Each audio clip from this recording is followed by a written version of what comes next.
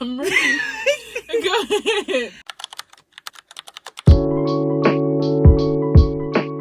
Hey guys, it's Casey. Welcome back to my channel. I have a very, very special video and I have very, very special guests with me.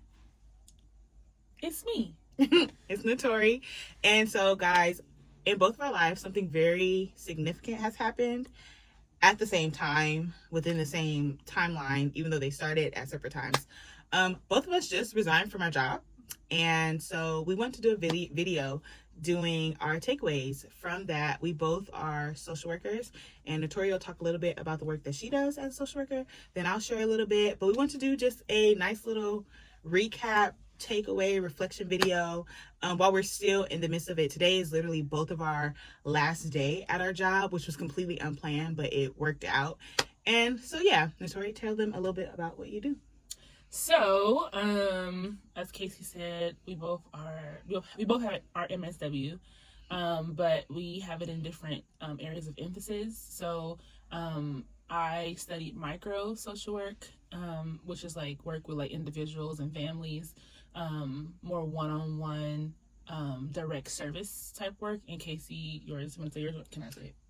You can say it. In Casey, I don't know the exact emphasis, but I know it's like community, more macro, like meso, macro. Yeah, like more community focused social work. And so anywho, what I do is I do mental health work. Currently, with it being our last day, so currently I am a counselor at a residential treatment facility working with adolescents. But I will be moving into adult mental health, working with them in intensive outpatient, in the clinical setting.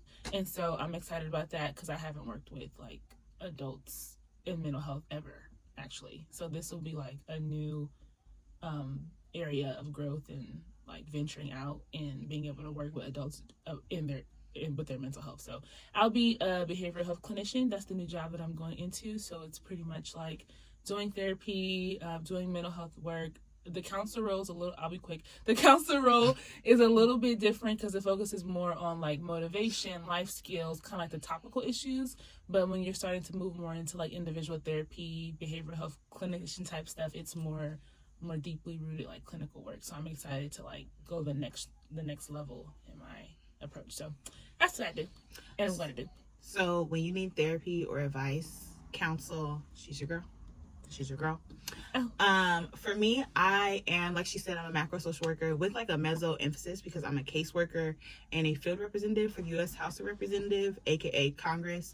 So I do community work, like a lot of connecting people to government agencies, government resources, a lot of working with different federal agencies like the Social Security Office, Center for Medicare Services, Department of Health and Human Services, a lot of those big, like lofty industries. I'm like the middleman helping people get connected to resources, but also like leading events in the community, keeping people updated on what's happening in the house, keeping people updated on just what's happening in the community, all different things. I was like a community little bunny bouncing around trying to connect with people, network, celebrate people, give out certificates, represent the congresswoman at events and things that she couldn't do. I was like her eyes and ears in the community, and that officially came to an end today. So I was really able to dip my toe in what it means to be like a macro, which is like a government focused, like systems focused social worker, which is starkly different. I feel like both micro and macro social work are very, very different, but there are still like some foundational like social work principles that kind of anchor all of us. And so yeah, now we can get into our takeaways. And we have 5 questions that we prepared, and so we'll give the question and then we'll both answer and then we'll move on to the next one. So we have 5 takeaways that we want to kind of reflect on as we kind of cross over into the new thing. And transitions are very sensitive and they're very delicate. That's the same thing, that's synonymous. But you know, transitions can be a doozy, so I think reflection is really good as you cross over into a new thing from another thing. So our takeaways, the first takeaway is, what is your biggest lesson? What is that biggest lesson for you? Okay, so my biggest lesson is simple, but it's also really complex, and it's that you can't change people. You cannot change people, especially if they don't want to change. And if people don't want to change, you only can control the thing that you can control, which is you. And sometimes that's hard, especially when you're like me and you're used to being very involved in people's lives. And so it was really a big lesson for me, dealing with people's attitudes, dealing with their moods, dealing with the decisions that they make, how they express themselves, not being able to just like take them by the neck and like make them change. It really was like, you just have to adjust. You have to humble yourself. You have to just be willing to just let them be how they are, whether they're dysfunctional. You just got to let them, and you have to be willing to just take the brunt of it sometimes, because you're not in control of them. So I think, yeah, not being able to change people was a really, really big lesson that I think will be really beneficial to me just in general throughout life, because I was used to being able to just tell people what I think they should do. And in the social work setting, sometimes you just can't do that. You just have to be willing to accept people as they are and allow people to have the freedom to choose who they want to be. So, yeah. What about you? For me, my biggest lesson was that humans are like complex, but we're also really simple at the same time. I feel like we need like three ingredients in life, which is like love, care, safety, like those kind of things. But at the same time, we need so much more, So it's like I was able to see, just through my work, like what I could do on a given day can feel really simple, and then on other days it feels largely complex, or the person you're sitting in front of just feels largely complex, but also what they need is really simple. So it's just really like navigating like just the nuance of like what it means to be human. That's one of like my biggest lessons. It's like humans need a lot, but we also don't at the same time. So yeah. That's good. Okay, so question number 2 is, how have you evolved? You want to go first? Go ahead. Let's just bounce back and forth. Me? Okay. Yeah. How have I evolved? I think that I've evolved in my revelation and my concept of what I'm capable of. I've always been, I feel like I'm about to sneeze. I thought you were going to say I'm about to cry. Okay. Okay. You don't say bless you? Oh, bless you. Yeah. Now my throat itching. Probably the fan. Oh, okay. Sorry. Okay. I believe I have more confidence in what I'm capable of now. And I feel like I've gained a lot of skills, like a lot of skills in a short amount of time. 2 years to some people may be long, but I think 2 years is actually not that long for the amount of skills and information and things that I've learned. I think I'm way more capable than I thought, especially in what I can tolerate and what I can accomplish simultaneously while tolerating a lot. I think that I've learned that I'm way more capable in my capacity. I knew that it was big, but it's much larger than I thought. For me, I'm thinking about like 3 different things, but the one thing I'll say is that I feel like I've evolved in terms of not letting my title dictate like the way I do or don't show up. So like oftentimes like in the workplace, there's hierarchies, there's like different levels and power struggles and things like that. But one thing I feel like one way I've evolved is like not letting my title limit my expression in the workplace, because the role that I had, I was considered like kind of like the bottom of the totem pole in terms of the function in the mental health team that I was a part of, just based on the role and my like qualifications. But when it came to integrity, when it came to leadership, when it came to conceptualizing things, when it came like all that, I feel like that like was larger than my role. I feel like that expression was like, it went beyond my title or the things that they would try to place on people in my role. I would like refuse those things. Like, I'm not being limited to just that, or my leadership isn't just going to be scaled down because of the entry level position or whatever it may be. But just really seeing, just not like showing up fully as myself, regardless of my title or the limitations that the workplace will try to put on your expression of self. So the third question is, what did you learn about God? What did I learn about God? For this one, I'm going to give 2 answers, but they're really interconnected. One is that God really is everywhere. And I mean everywhere, because I was in a lot of different environments. I was with like elected officials, I was with community people, I was with kids, I was really, the only thing I didn't do probably was be around animals. Like I was everywhere, and I saw God in so many different places. Even when I wasn't looking for him, like God really is everywhere. And I think that like we know that in our knower, but it's a different level of learning it when you see it. And then on top of that, I would say that God is fully committed to you being in his will. And I think that that's why he's everywhere, because he's a partner and he's really involved. Like, and I think I didn't realize how involved God is in like the little bitty details. Because people would be like prophesying to me at work.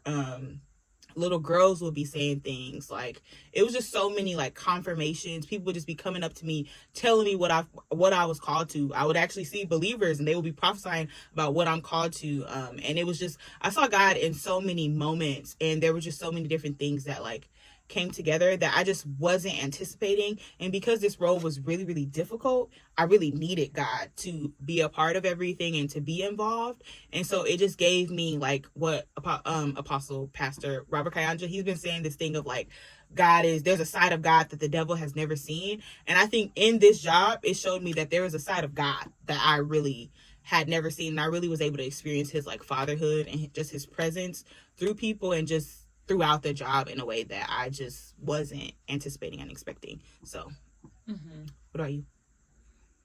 I think I learned that God is merciful. I sat across from like a lot of people who shouldn't be alive, based on their like decisions. A lot of people, clients who have overdosed 4 or 5 times, who've coded, who, have literally been resuscitated, and just seeing like the mercy of God to people who are far from him. And also too, just his mercy when it comes to me, when I feel like I overtalk or overshare, and I'm like, oh, I shouldn't have said that, because the nature of my job is like, literally your mouth is always going all day. And so naturally, and I'm also a verbal processor. So if I'm not like counseling, I'm like processing me or life. And so there have been times where I felt like, oh, I was too trusting, I said too much, or oh, I should have thought about that before I said that. And I've just seen God's mercy in like being able to cover me in the little things, even when I make mistakes, or even when I say the wrong thing to a client, or even when I just feel like like they're just, when you're a verbal person by nature, you're just like, what? Why did I say that? Or so I've just seen God's mercy in just not letting those things become big things, and just seeing how he has literally sustained like the lives of people that I've worked with, people who have literally tried to kill themselves multiple times in different kinds of ways, people who have struggled with like suicidal ideation and are just like fighting for their life. Just his mercy, yeah, I've seen that. That's what I learned about him, is that he's very merciful. That's good. Is it your turn or mine? Go for it. For the next one. Number 4 is, what did the job teach you about social work? I don't even know if it's like necessarily like a social work thing. It's more of a life thing? Yeah. It's like, I guess it can be interwoven into the social work framework, but like I realized that like family really is the foundation. Like, I don't know if that's, yeah, I guess that could be considered social work-esque, because it's like society. It's a family system. Like family really is the foundation. Like, we're working with adolescents, all of their problems stem from who their parents are or not, who they are or are not. And that literally is the case for every single client. And because we also are able to see like the integration of family therapy in the treatment like process, and you meet the parents, you talk to the parents, every now and then I'll be able to like, get on a phone call with the parent, and you just are able to see, even from the mouth of the client, their experience of their family. And so even clients who I've seen the biggest, like the highest acuity with clients who have been adopted, like just the What you mean acuity? Like the level of need, the intensity of their issues, like it's high. You know what I mean? Like I've seen that heavily with like kids who have been adopted, and they There's just a word in there. and they just have they just they just have like a very like nuanced experience of family on top of, and I've seen like them struggle in unique ways, and so I just feel like the family is just really the foundation. Like it's how God created it, and I see when we deviate from how He ordered it to be, there will always be issues, and so I see that lived out in kids. Like you literally can see parents and family issues being manifested through the kid and through their behavior. So family really is the foundation, and when family can love and restore and ruptures are repaired, it literally heals as well. So it's like just the whole organism of family, and I've seen in social work is really like the solution for a lot of stuff. That's good. Yeah. That's a book. I would say for me, That's a book. I think this job taught me the difference between a job and a career. And I say that to say because like, and I don't know if this is specific to just social work, but like this is like a life's work. Like as a social worker, your job doesn't turn off. Like you can try your best, like you have to find a way to like balance, but I think the difference between just a job, like a job you clock in and out of, you don't have to think about, but like social work finds a way of like embedding itself in your life because you're dealing with people all the time. You're a reporter all the time. Yeah, like you're always thinking about people, you're always seeing people, you're constantly, it's just really a sacrifice.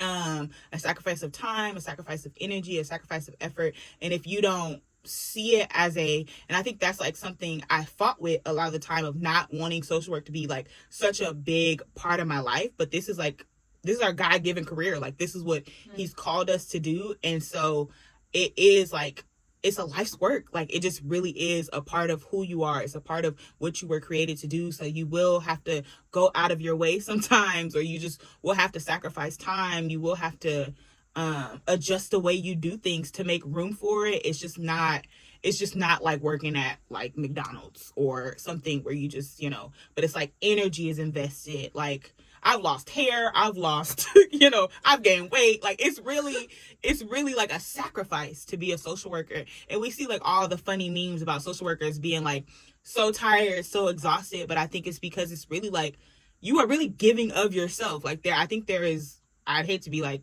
elitist, but I think that social work is really a call. Like this is not something that people just choose to do. It's something that you really have to commit to. And I think that if you don't have that mindset when you go into it, it'll really like rupture you because it can be consuming just because of the amount of time you're investing in people. And even on the macro level, like I got into macro because I thought I wouldn't be as invested in the lives of people, but it's almost like even more so because you're dealing with so many people with so many issues at once, because that's who the government serves. You're dealing with people all the time, constantly listening to their feedback, listening to the way that things are impacting them, listening to the way that they're having to pay for things, like the way that the environment, there's just so many things that are interwoven into just macro work.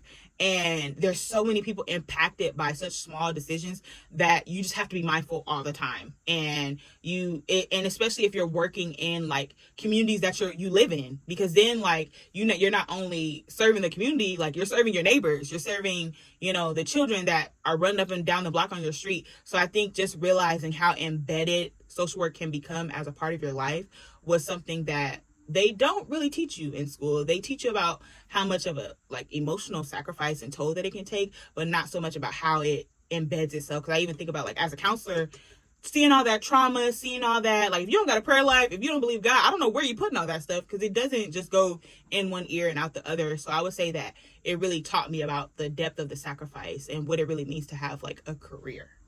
Mm-hmm. I think practically, it's 5, right? Did you do this one? Yeah, I did that. Okay. One. So number 5, we're going to what is one misconception about the work that we do. Mm-hmm. So practically, I think a misconception. What? In the camera. Oh, practically, I think a misconception is that social work is one-dimensional. Like I grew up thinking that social work meant that somebody comes to your house, like checks all your things, does house visits, and like threatens to take your kids away. Like that's what we saw, like that's what I saw social work as, but it's so vast. Like, that's literally why I got a social work degree, because you can do so much with it. And like, you can do everything from counseling, mental health, program management, case management. You can do things in medical field. Like, it's literally like a social work can literally be in any setting, the hospitals, the schools, military, but just everywhere. Like, it's just such a broad field. So practically I would say that it's not one dimensional, like it may look on TV, or just in like just mainstream media. And then I think another misconception is that like it like that group projects suck in a way. Like social work, like in nature, only works when it's collaborative. Like that's the beauty of like, yeah, like the therapist doesn't have all the answers, and the teacher doesn't have all the answers, and the psychiatrist doesn't have all the answers, and it's like, it's so many people that all see the same person or the same issue from different vantage points. And I think that's the beauty of social work, is the intersectionality or just the collaborative nature of like being able to do like a wraparound, holistic approaches to people and society. I feel like whether that's like macro or micro, things have to be looked at in a holistic way. Yeah. And so I see that when we're dealing with like one single human, or if they're dealing with a program, or they're dealing with, I don't know, a bill or something. Like everything has to be seen holistically. Mm-hmm. So that's a misconception. Group projects don't suck. It may be a little more work, but it doesn't have to suck. It's actually more effective. And I think one misconception that I would say that people have about the work is that the government has the answers. The government. And I know there are people that are skeptical of the government, but I would say I have it from a different vantage point. It's not necessarily like I'm skeptical, but I've been able to see the lapses in the government and how disconnected the government is. Like, you say the government, you just think of the government. Like, you think about the U.S., you think about the flag, you think about the presidency. But, like, the government is so vast and so intricate. And in a lot of ways, it's so disconnected. Like, I feel like there are so many different institutions trying to solve so many problems, but there are a lot of people, and people say this, but there are so many people falling through the cracks simply because there are so many gaps. Like, there's so many different I hope I'm explaining it right. Different things. Like, you have the county, you have Congress, you have the assembly, you have the Senate, you have just all these different institutions that make up the government. And you would think that they have solutions, you think they have answers, and you think that by electing the right people that you'll be able to make headway. And in some ways you do, but honestly, like, electing the right person is like just like, that's like the smallest like impact to what is really going on. And I think people come to the government thinking that they know so much and they can do so much, but from working in this job, I've really been able to see how much power the government actually doesn't have,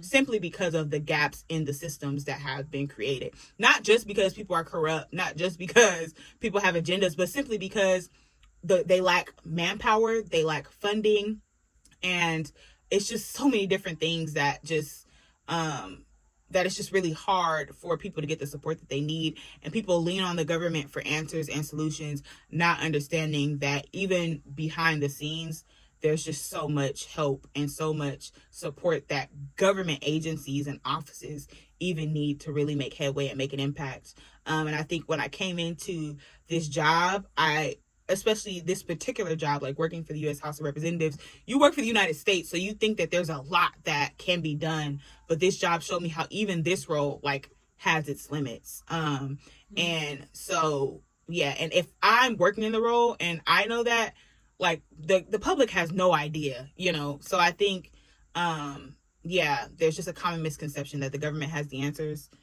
and they really don't. They really don't. And honestly, the people don't have the answers either. So I don't really know how we're going to fix it. But yeah, I would say that's a common misconception. Like, that people think government, people think that elected officials know, people think that entities know. And a lot of the time they really don't, because there's just a billion problems, and not enough solutions. So yeah.